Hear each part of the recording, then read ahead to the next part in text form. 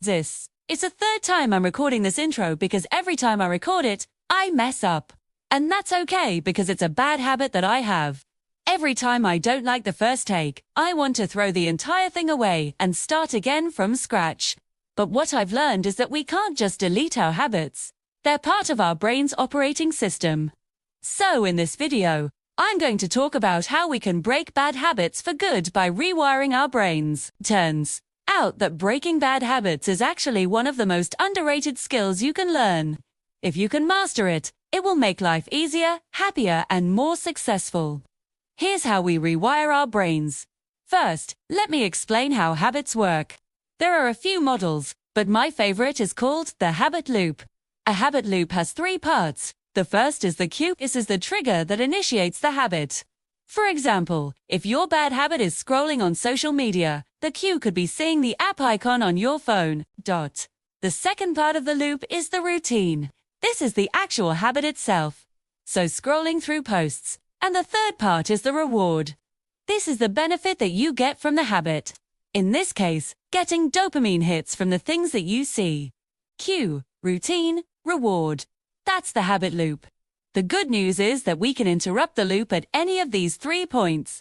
And by doing so, we can break the habit. But which point should we choose?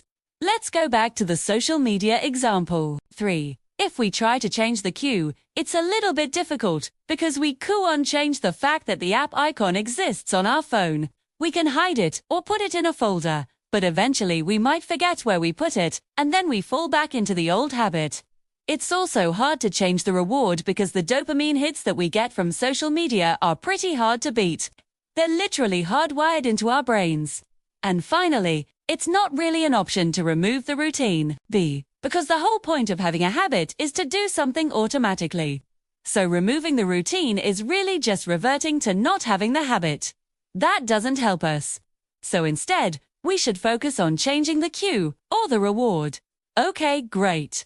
Now, how do we do that? Well, here are some options. Option No. 1. Add a new habit.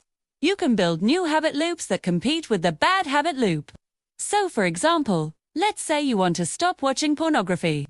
You can build a new habit loop around working out. You know, you feel a little bored and lonely, then the cue is feeling bored and lonely. The routine is working out, and the reward is feeling satisfied afterwards. Here's the cool thing. Our brains don't have infinite willpower. So once you successfully build a new habit loop that satisfies your needs, your brain will naturally gravitate towards that new loop instead of the old one. In this case, you can think of it like your brain is getting its dopamine from working out instead of pornography.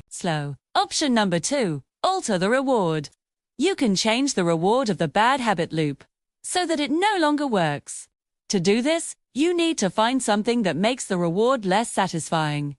So, for example, let's say you want to stop procrastinating. A bad habit loop might be feeling overwhelmed with work, then putting it off, and then feeling guilty afterwards. So one way to change the reward is to set up some kind of accountability system. For example, you can tell your friend that you'll call them when you finish your work. Then, when you actually finish it, you can feel the satisfaction of knowing that you didn't let your friend down. This way, procrastinating becomes less rewarding. And I should mention that it's usually better to stack new habit loops with existing ones than to try to alter the rewards of bad ones. Sometimes you can't really control the reward. For example, if you're trying to quit smoking and you still enjoy the taste of cigarettes, then you can't really reduce the reward to 0. In those cases, you might need to build a new habit loop to replace it. Alright, now, let's talk about option No. 3. Remove the cue. When all else fails, you can try to eliminate the cues that trigger the habit. So for example, let's say you want to stop snacking while you're watching TV. You can do this by putting all the snacks out of sight. Yes, this approach is easy, but it's also easy to fail. Because there are so many things that can trigger a habit. For example, even if you don't keep snacks around, you can still get hungry while watching TV, and then go to the kitchen to get some. And yes, if you build a habit loop around eating, then you can use the first 2 methods to reduce it. But sometimes it's just not possible. For example, let's say you want to stop getting distracted by other people at the gym. You can't exactly ask them to leave, nor can you change the reward. So the only thing you can do is ignore them. Alright, now that we understand the 3 options, let's look at 5 bad habits that we can fix with the steps above. Number 1. Wasting time. This is the most common bad habit that we all have. The trouble is that there are so many ways to waste time.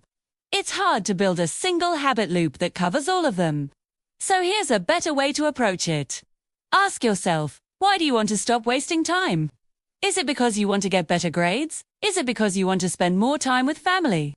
Whatever the reason, write it down and stick it somewhere where you can see it every day.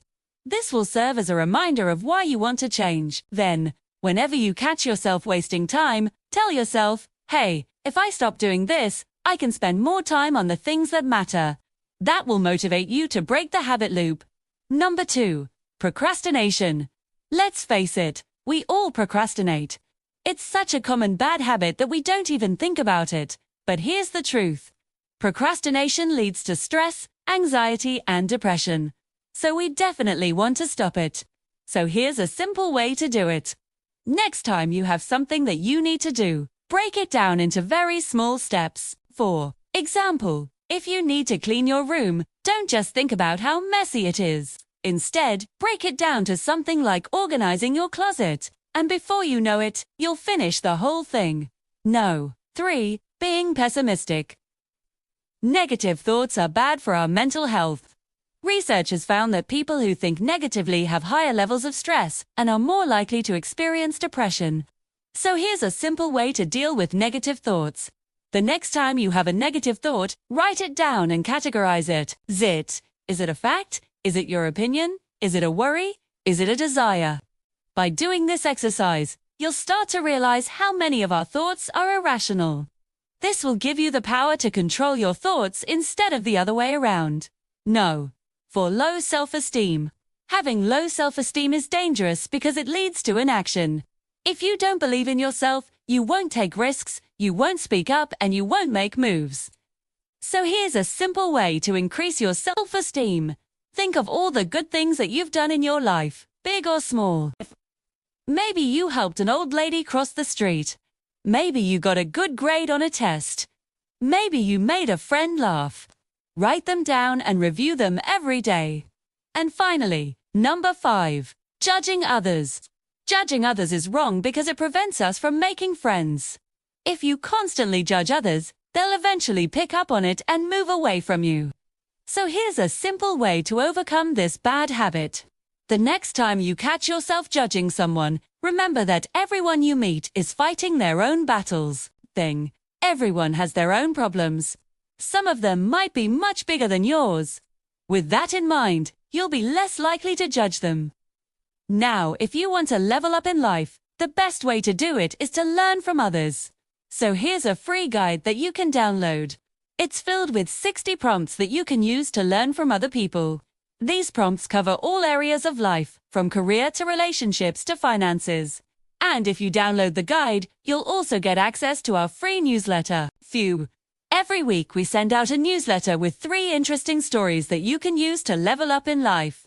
So click the link in the description below to get the free guide and join the newsletter.